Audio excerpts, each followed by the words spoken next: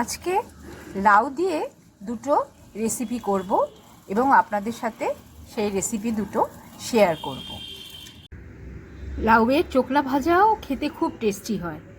আজকে লাউয়ের চোকলা ভাজবো, তাই জন্য লাউয়ের চোকলাগুলোকে একদম কুচি কুচি করে কেটে নিয়েছি। লাউয়ের চোকলা ভাজার জন্য আমি একটা প্যানে সর্ষের তেল ভালো করে গরম করে নিয়েছি এবং তাতে একটা শুকনো লঙ্কা আর সামান্য সর্ষে ফোড়নে দিয়ে নেব।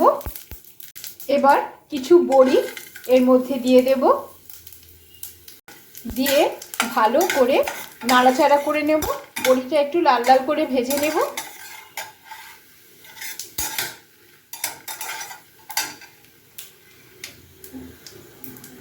বড়িটা লাল লাল করে ভাজা হয়ে গেছে।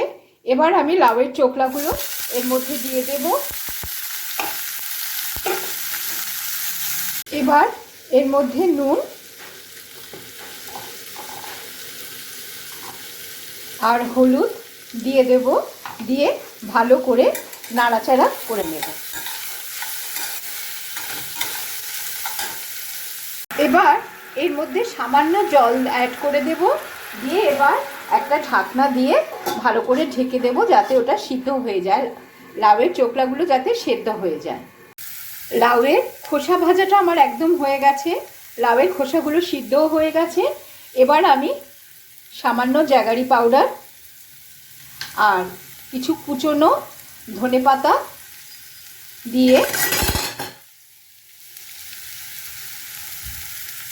ভালো করে নাড়াচাড়া করে নেব। এবার ভালো করে নাড়াচাড়া করে নেব।